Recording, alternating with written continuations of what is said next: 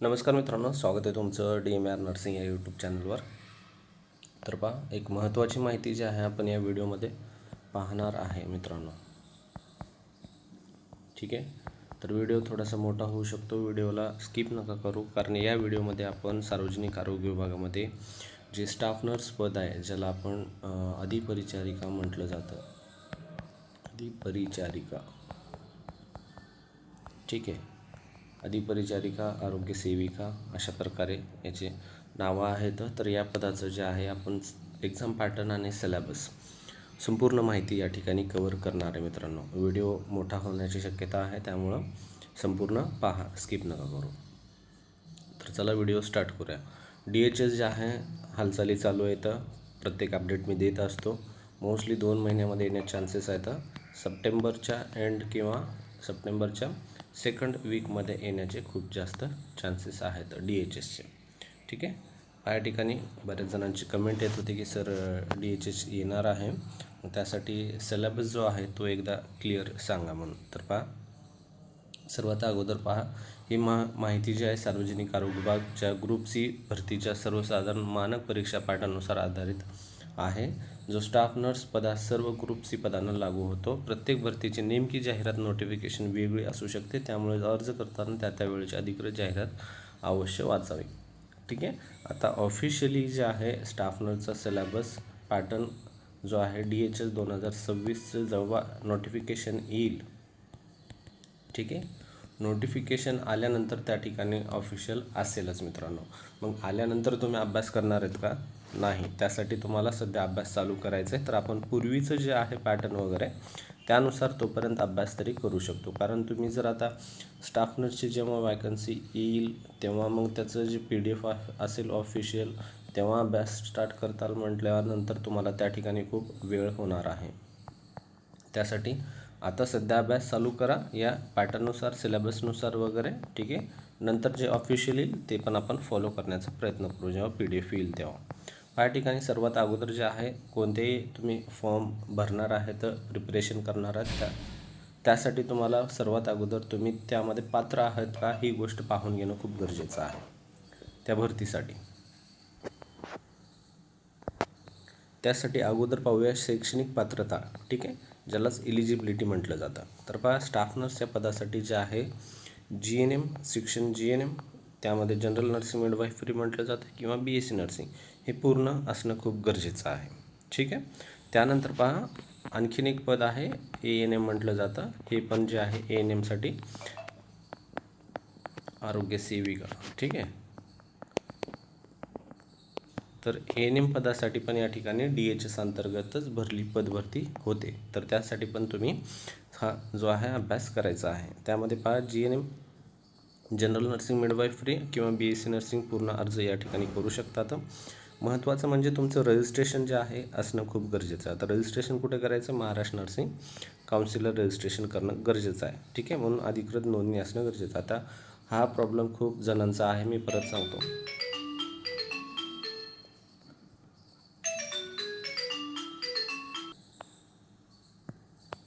कारण DHS असेल किंवा मग DMR असेल मित्रांनो, 2023ला जेव्हा एक्झाम झाली होती त्यामध्ये खूप जणांचा जो प्रॉब्लेम आला होता त्यामध्ये आला होता एक NCLचा, आणि दुसरा जो आला होता तो म्हणजे होता हा रिन्युअलचा. कारण यावर खूप जास्त अडचणी आल्या होत्या. तर रिन्युअलचा हा एक यामधलाच आहे. तर रिन्युअल जे आहे महाराष्ट्र नर्सिंग काउन्सिलचं तुम्ही एकदा रजिस्ट्रेशन केल्यानंतर तुम्हाला परत त्या ठिकाणी 5 वर्षांनी जे आहे रिन्युअलचं अप्लाय करून घ्यावं लागतं आणि रिन्युअल करून घेणं गरजेचं असते. तर आत्ताच याचं जे कोणी तुमची रजिस्ट्रेशन जे आहे एक्सपायर झाली असेल तर त्याचं काय करा, रिन्युअलला अप्लाय करा आणि रिन्युअलची स्लिप तुमच्याकडे असणं गरजेचं आहे, ते इम्पॉर्टंट असते या ठिकाणी. हे झाले एलिजिबिलिटी. ठीक आहे, सेपरेट पद असतात ANMसाठी, त्यानंतर GNM आणि BScसाठी. ठीक आहे, अशा प्रकारे. त्यानंतर नेक्स्ट पहा, निवड प्रक्रिया कशा प्रकारे होते त्यामध्ये, म्हणजे सिलेक्शन प्रोसेस. आता स्टाफ नर्स या पदासाठी सर्वसाधारणपणे कोणतीही मुलाखत इंटरव्ह्यू घेतली जात नाही, कारण ही जी आहे सरळ सेवा आहे. हे काय एक्झाम सरळ सेवा असल्यामुळे या ठिकाणी मुलाखत घेतली जात नाही. निवड एकाच ऑनलाईन लेखी परीक्षेच्या गुणवत्तेवर मेरिटनुसार होते. ठीक आहे. DHS 2023 असेल किंवा मग DMR 2023 असेल. पूर्णपणे हे मेरिट बेसवरच होतं मित्रांनो. त्यामुळे या ठिकाणी तुम्हाला तुमच्या जवळ घराच्या एकदम जवळ जर जॉब पाहिजे असेल तर तुम्हाला पाहिजे मेरिट.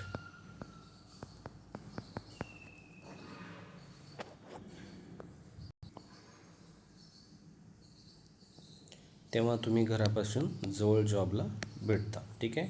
त्यानंतर पहा, नेक्स्ट आहे परीक्षेचं स्वरूप, म्हणजे एक्झाम पॅटर्न कशा प्रकारे होते. सर्वात अगोदर लक्षात घ्या, परीक्षेचे माध्यम हे पूर्णपणे ऑनलाईन असते. ऑनलाईन म्हणजे तुम्हाला कम्प्युटरवर बसून पेपर द्यायचा असतो. ठीक आहे, लक्षात असू द्या. त्यालाच CBT म्हटलं जातं, कम्प्युटर बेस्ड टेस्ट. त्याला ऑनलाईन प्रकार. एकूण क्वेश्चन असतात 100. तुम्हाला बहुपर्यायी म्हणजे 4 प्रश्न या ठिकाणी MCQ असतात एका प्रश्नाचे. त्याला बहुपर्यायी म्हटलं जातं. त्यानंतर वेळ जो आहे तुम्हाला 120 मिनटं या ठिकाणी दिला जातो, म्हणजेच 2 तास. त्यानंतर तांत्रिक म्हणजे टेक्निकल, आणि त्या ठिकाणी तांत्रिक नसलेले म्हणजे नॉन टेक्निकल. अशा प्रकारे तुम्हाला असतं, ज्यामध्ये 80% हे जे असतात तांत्रिकचे असतात आणि 20% हे जे असतात नॉन टेक्निकल असतात. ज्यामध्ये नर्सिंग संबंधित हे टेक्निकल सर्व, आणि उर्वरितचे 20% आहेत ज्यामध्ये मराठी, इंग्रजी, सामान्य ज्ञान व गणित यांच्याशी निगडीत असतात. खूप सोपं आहे, काहीच नाही. तुम्हाला जे आहे 80%वर चांगलं फोकस करायचं आहे. ही 80% जे आहे तर तुमच्या एकदम हँडमधले असले पाहिजे. 20%ला पण तुम्ही लक्ष देऊ नका, कारण हे बरेच जे मार्क जे आहेत आपले यामध्येच कटतात. त्यामुळं याला पण चांगलं कवरमध्ये घ्या. कारण नर्सिंगमध्ये जे विद्यार्थी येतात मित्रांनो, हे विद्यार्थी सर्व जे असतात बायोचे असतात मोस्टली तरी. ठीक आहे. बायो म्हणजे त्यांना फिजिक्स अँड मॅथ हे सब्जेक्ट जे असतात आवडत नसतात. त्यामुळे हे नर्सिंगमध्ये वगैरे येण्याचा प्रयत्न करतात. त्यामुळं तुम्हाला जे आहे यामध्ये मार्क कटू शकतात. यासाठी तुम्हाला याला पण चांगलं कव्हर करायचं आहे. त्यानंतर नेक्स्ट या ठिकाणी पुढं पहा, विषय. आता 200 मार्काचा पेपर आहे मी सांगितलं. त्यामध्ये नर्सिंग हे टेक्निकल सब्जेक्ट असतं, त्यामध्ये 80 प्रश्न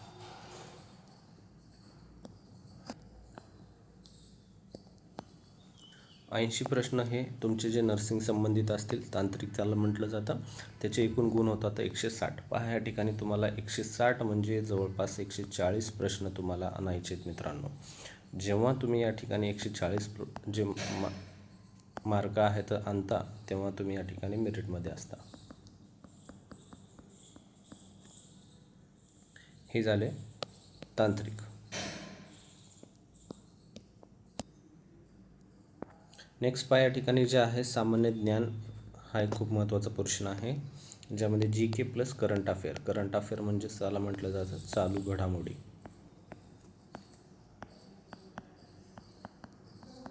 चालू घडामोडी यावर 5 प्रश्न असतात 10 मार्क. त्यानंतर गणित व बुद्धिमत्ता 5 प्रश्न असतात 10 मार्क. त्यानंतर इंग्लिश ग्रामर 5 प्रश्न असतात 10 मार्क. मराठी ग्रामर 5 प्रश्न असतात 10 मार्क. अशा प्रकारे 100 प्रश्न झाले आणि 200 याचे मार्क झालेले आहेत मित्रांनो. पहा या ठिकाणी. त्यानंतर याचं सिलेबस आता पाहूया. पॅटर्न पाहिला. सिलेबसमध्ये पहा, टिप लक्षात असू द्या. DHS ही सध्या उपलब्ध सार्वजनिक जाहिरातीमध्ये स्टाफ नर्स पदासाठी हे जे आहे विषयनिहाय तपशील टॉपिक लिस्ट फार्मासिस्ट सारखी दिलेली आढळली नाही. त्यामुळे खालील विषय GNM BSc नर्सिंग अभ्यासक्रम व मागील भारतीच्या सर्व टेंडर जो आहे आधारित आहेत. ही प्रत्यक्ष यादी नाही, त्यामुळे अंतिम जाहिरातीतील नेमका सिलेबस तपासूनच अभ्यास करावा. हा एक मी का सांगतोय हा पॉईंट इथे या ठिकाणी,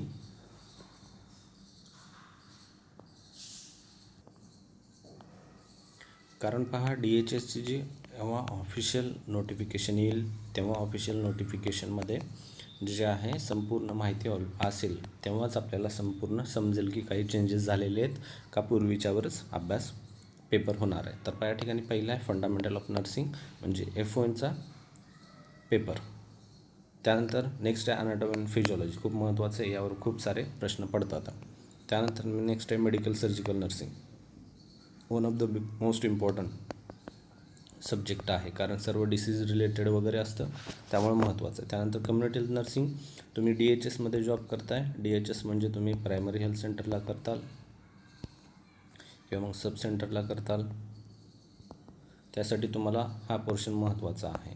त्यानंतर maternal and child health nursing, खूप important, paediatric nursing, psychiatric nursing, त्यानंतर फार्माकोलॉजी इम्पॉर्टंट आहे, पण ॲज कम्पेअर टू अदर सब्जेक्टला थोडं लेस, ठीक आहे, पण महत्त्वाचं आहे. मायक्रोबायोलॉजी परत इम्पॉर्टंट असेल. न्यूट्रिशन आहारशास्त्र खूप महत्त्वाचं आहे. नर्सिंग रिसर्च इथे यावर जास्त प्रश्न पडणार नाही, याला जास्त फोकस नका करू. National health programme very important, ठीक आहे.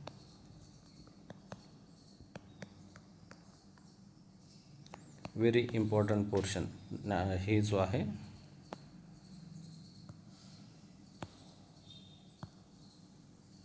ठीक आहे. त्यानंतर पहा नेक्स्ट जे आहे इतर विषय जे नॉन टेक्निकलमध्ये आहेत. नॉन टेक्निकलमध्ये तुम्हाला काय करायचं आहे, जो की सामान्य ज्ञान, चालू घडामोडी, महाराष्ट्राचे भूगोल, इतिहास, ताज्या घडामोडी, आरोग्य विभागाची योजना आणि कार्यक्रम. जास्त फोकस करायचा आहे तुम्हाला महाराष्ट्राचा भूगोल आणि इतिहास, आणि त्यानंतर आहे आरोग्य विभागाच्या संदर्भामधल्या घडामोडी, ठीक आहे. रोज न्यूजपेपर वाचा, न्यूजपेपरमध्ये मोस्टली तुम्हाला जे आहे तर सर्व अपडेट कळतात मित्रांनो, न्यूजपेपरवर समजून जाईल. त्यानंतर गणितमध्ये काळ, वेळ, काम, त्यानंतर नफा तोटा, टक्केवारी, संख्या मालिका, अक्षर मालिका आणि नातेसंबंध, यावर 100% प्रश्न पडतात. प्रत्येकी 100 असतं क्वेश्चन असतात म्हणजे असतातच.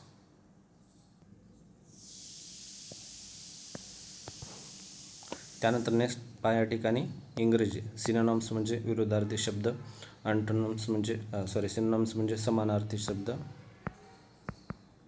समानार्थी, आणि हे जे असतात विरोधार्थी, ठीक आहे. तर हे तुम्हाला हे करावं लागेल. टेन्स, आर्टिकल, प्रिपोजिशन, व्हॉइस, इंडम्स आणि फेजेस हे महत्त्वाचं आहे, ठीक आहे. त्यानंतर मराठीमध्ये समानार्थी, विरोधार्थी शब्द, वाक्यप्रचार, म्हणी, त्यानंतर मग लिंगवचन वगैरे विचार, ठीक आहे, सामास, ह्या सर्व गोष्टीवर तुम्हाला अभ्यास करावा लागेल. जवळपास हे संपूर्ण सिलेबस या ठिकाणी कव्हर आहे. त्या ठिकाणी पहा सार्वजनिक आरोग्य विभाग जे आहे, रेफरन्स जे आहे ग्रुप सी सर्वसाधारण परीक्षा पॅटर्न जो आहे DHS, त्यानुसार आपण हे जे आहे जो आता सध्या जो आहे त्यानुसार हे काढलेलं आहे. पूर्वीची जी एक्झाम झालेली आहे त्यानुसार आपण हे घेतलेलं आहे. आता यामध्ये आणखीन महत्त्वाचं म्हणजे आता जे 10 तारखेला एक पत्र आलं होतं, 10/7/2026ला एक पत्र आलं होतं. त्या पत्रामध्ये सांगण्यात आलं होतं की पेपर जे आहेत MPSC किंवा TCS दोघांपैकी जे आहे फायनल करून आम्हाला सांगा कोण पेपर घेणार आहे म्हणून, असं महाराष्ट्र शासनाला पत्र काढण्यात आलं. तर त्यामध्ये आणखीन फायनल झालेलं नाही आहे. जेव्हा फायनल होऊन येईल तेव्हा समजेल. मोस्टली TCSला जास्त चान्सेस आहेत पेपर होण्याचे 90%, 10% जे आहेत MPSCचे, कारण MPSCला वेळ लागेल. आता सध्या गरज आहे वॅकन्सीची, त्यामुळं होऊ शकते TCSद्वारेच, ठीक आहे. तर पहा व्हिडिओ आवडला असेल तर नक्की व्हिडिओ लाईक करा, चॅनलला सबस्क्राईब करा, आणि हा जो आहे PDF आपल्या टेलिग्राम चॅनलवर अवेलेबल आहे, त्या ठिकाणी जाऊन घेऊ शकता. धन्यवाद.